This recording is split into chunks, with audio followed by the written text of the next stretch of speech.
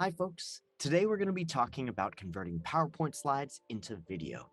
We'll talk about why you would want to convert your slides into video, how to do this, as well as give you some tips so that you can make your video created from PowerPoint slides a little bit better, a little bit more engaging, and a little bit more impactful. So let's get going.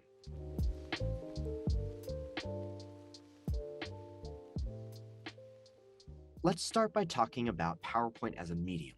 It's been around for decades, and like it or not, it's one of the most commonly used tools we have when it comes to delivering presentations. So why would you want to make this type of video? Well, for one, it's easier to watch and listen to a video presentation than by just reading it alone off the slides. Video helps people remember what they hear by adding animation or other techniques to grab attention, and it's easier to share and view than just a video rather than just a PowerPoint by itself.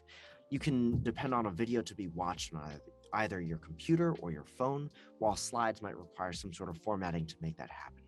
And finally, sometimes you just need a presentation turned into video and you want to add something engaging to it. You want to spice it up. You want to give that content a second life. An advisory on turning PowerPoints into video is that it's very easy to do, but you should really give it some thought before importing your slides into Synthesia STUDIO and clicking Generate Video, and here's why. Uploading an entire slide deck to turn into video is not an engaging experience. Sure, you'll have a talking head over top of your content, but watching somebody read off of slides is neither engaging nor is it easy to follow. When a presenter is reading off of their slides, they're asking the viewer to switch their attention between the presenter and the content.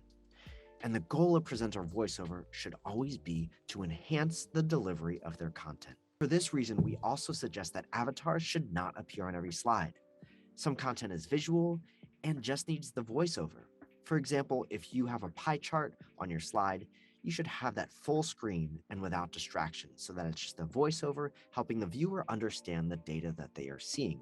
However, if you have a talking head next to that pie chart, again, you're asking your viewer to switch in between the visual on screen and the person talking, and it's not very much an engaging experience. It just confuses your viewer and increases cognitive load, so we don't want to do that.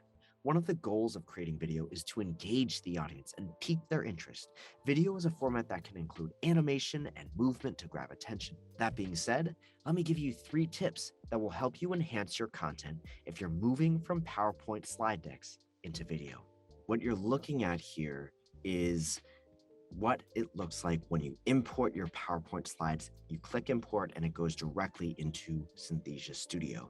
You'll see that each of the slides is represented here on the slide navigator, and just by default, Anna is dropped in over the top of each slide. And so before we even get started, the first thing you're going to want to do is take Anna and you can slide her over to the side, or you can, what I like to do is click voice only so that I get a fresh start with the slide and think about how I want to redesign. So I'm going to go into each slide and I'm going to just either click on Anna and replace her with another avatar, or I'm going to just do voice only so that I can make sure that she is represented on each slide just as the voice, and then it gives us more freedom to adjust her as we go. So go ahead and do that now.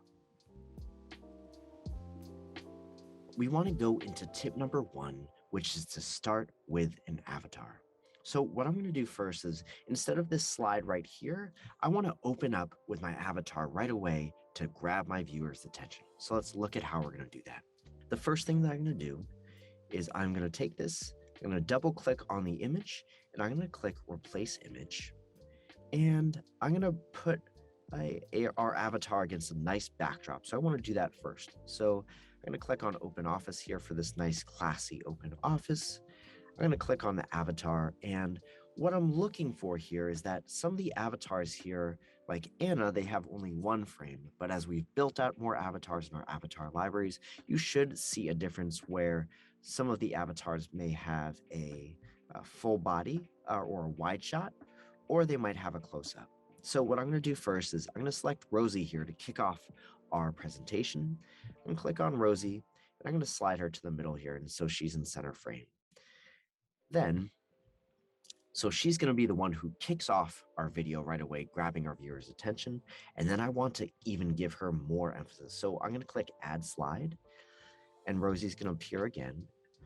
I'm again going to replace the image, and I'm going to put the open office in the background. And so I'm also going to click replace avatar, and I'm going to go with a close-up shot of Rosie. And here's the part where the magic really happens. You double click on your background again, click on crop, and zoom in, slide the zoom in button, the zoom in slider, all the way from the middle, all the way to that first guiding line on the grid, and click done. So what's going to happen is that Rosie will start with her script here, a couple sentences of lines, and then the camera is going to punch in. And it's going to look like we almost have a 2-camera shot. So let's see what that looks like now. Learning has become inseparable from work. Many of the jobs that we have require us to tackle new challenges every day, from learning new skills on the job to how to manage remote employees and the different mindsets required for a hybrid workspace. To make this happen, many companies need a function specifically designed to help employees learn new skills and track their progress towards business goals. Great, so we have that first wide shot, and then we punch in and really grab our viewers' attention with that close shot. And we did that by changing the background and zooming that in, as well as choosing the closer framing of the avatar. So let's go on to tip number 2. All right, so now we're ready to talk about tip number 2, which is to add animation and movement into your video. So what we're going to do here is that we have a slide that takes us on a journey and takes us through each of the different steps. And I think what would be interesting here is, rather than having this static slide in front of us, we'd be able to build a menu that when it's mentioned in each part of our script, to be able to highlight it and help our learner notice what they should be looking at when on the screen.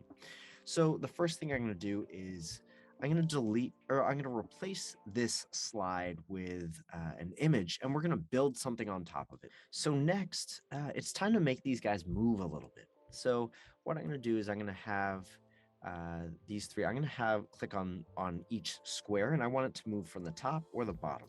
And I want it to move all at once, so it creates this almost like a tiling effect. So I'm going to click on that first square. I'm going to have it fade in from the top just like that. And I can see it fading from the left, but I want it to fade in from the top. This one I'm going to have go in the opposite direction, and I'll have this one go from the top. And let's see what this looks like all together. 15 minutes. Okay, so what I'm noticing is that it moves fairly quickly. So I want this to take, instead of 1 second for it to drop in, I want it to take 2 seconds and have it take its time pulling in. Much better. Now, what we need is some sort of shape that's going to help our learners to notice what we're talking about when. So when the script mentions here, it says the 3 main sections, and when it says what is learning and development, I want some sort of shape to highlight what is learning and development. So I'm going to put this in here. I'm going to go back, click on here, just so I know. I'm going to click on the Shapes tab and choose this nice square shape with the center cut out. And I'm just going to put that around there. I'm going to change the color to white. I'm going to make it round, just as round as what it's highlighting, and I'm going to change the stroke width to 5 so that's nice and thin. I don't need much, I just want this to pop out. And so in order to get it to come in when it's mentioned, I'm going to have to animate it. So the first thing I want to do is have it fade in. I want to have it fade in when it's mentioned. So I'm looking at my script, I have 1 second of break time there. So if I say, if I want it to come in when it says, what is learning and development? Let's try it having it come in at 3 seconds. Let's see if that works. So I'm going to say, I want it to wait 3 seconds before flashing in, and let's see if it matches up with the script. So I see it came in way too early. So that tells me that I need to adjust the time, tell it to wait. So let's have it wait twice as long and see what happens. 6 seconds. Let's see how this sounds. Over the next 15 minutes, we'll be covering 3 main sections. What is learning and development? What are the key roles in L&D? Ooh, all right. So something that I like about it is that I managed to match up the time when it enters, but then I notice it's just staying here. So what I'm going to have to do is I have an enter animation, and now I need to have an exit animation. So if it stays up for 6 seconds, that means that it needs to fade out. I want it to stay there for 2 more seconds. So 6 + 2 is 8, and then it's going to fade out. So let's see what that looks like. And Excellent. So I see that maybe it just needs to fade out a little bit faster. So I'm going to change this to 7.5 seconds. So that means it's going to come in at 6 seconds, and then once 1.5 seconds will fly by, and then it will fade out. So I'm going to do the same where I try and time my next square. I can just copy this and paste this over the other two. I want it to match the narration. So as each topic is mentioned, it's going to fade in the new square line. And as it starts to mention the next topic, the old square line fades out and the new square line fades in. So let's see what that looks like when we put it all together. over the next 15 minutes, we'll be covering 3 main sections.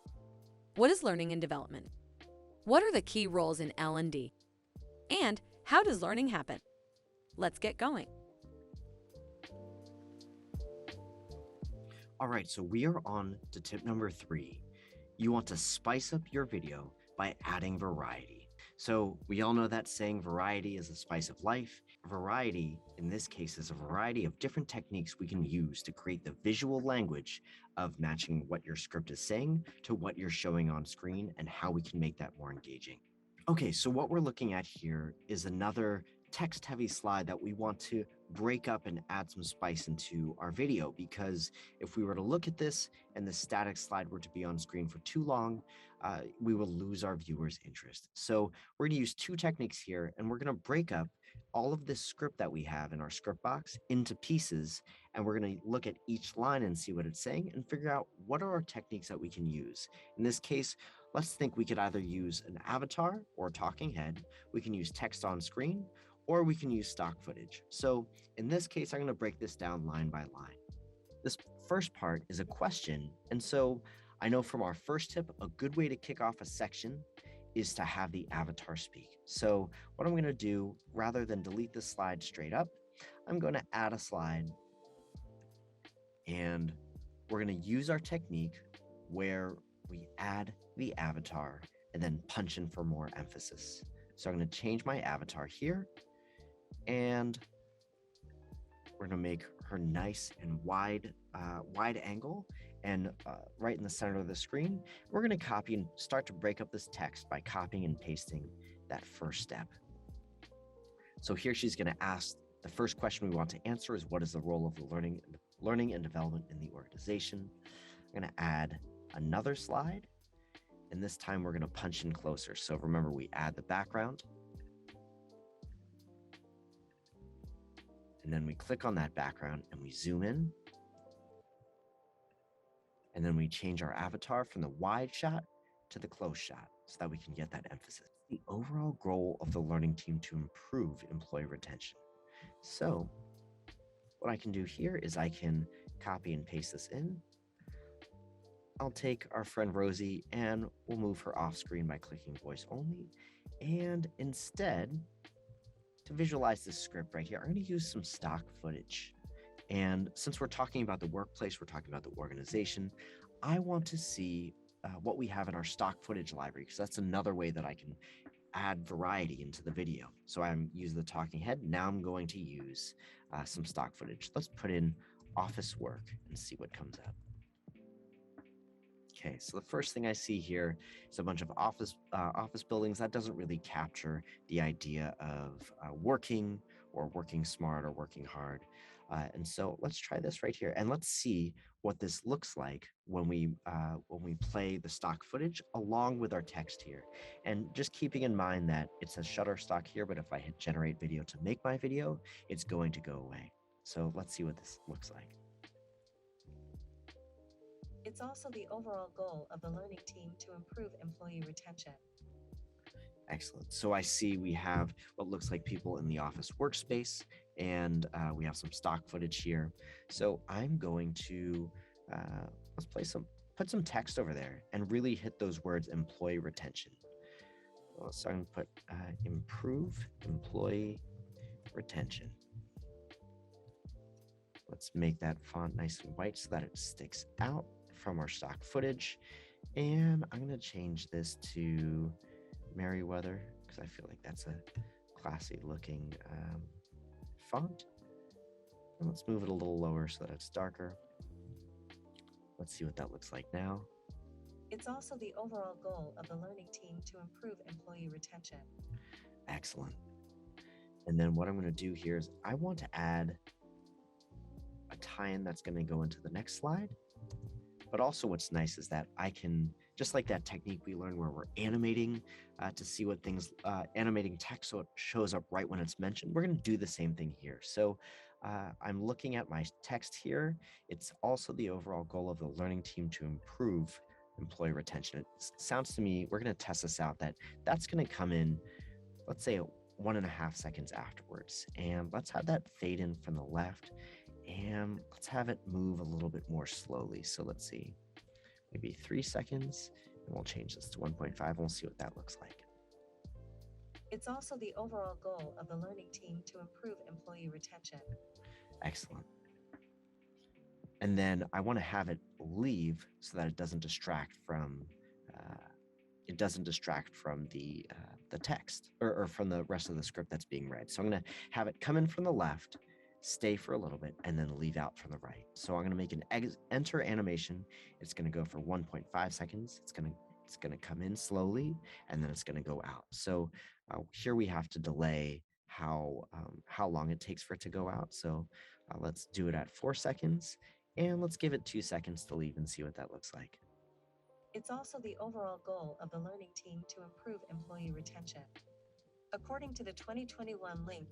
Excellent. And so what I can do now is I have this nice leader sentence that can go into my next slide where it says, according to the LinkedIn Workplace Learning Report, what does it say?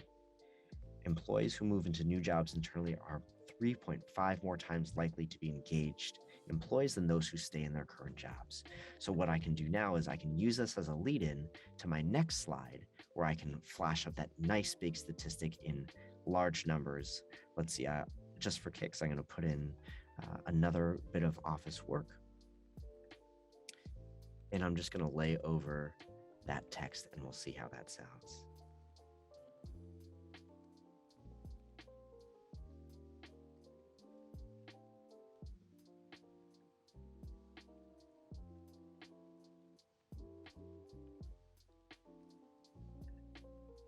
So what I've done here is I just added in that text. I want it to come in at the same time, 3.5 times more likely to be engaged.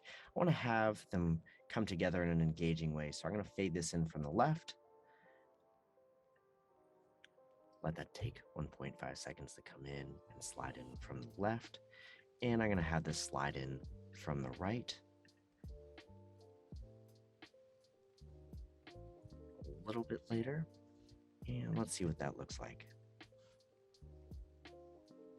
Employees who move into new jobs internally are 3.5 times more likely to be engaged employees than those who stay in their current jobs.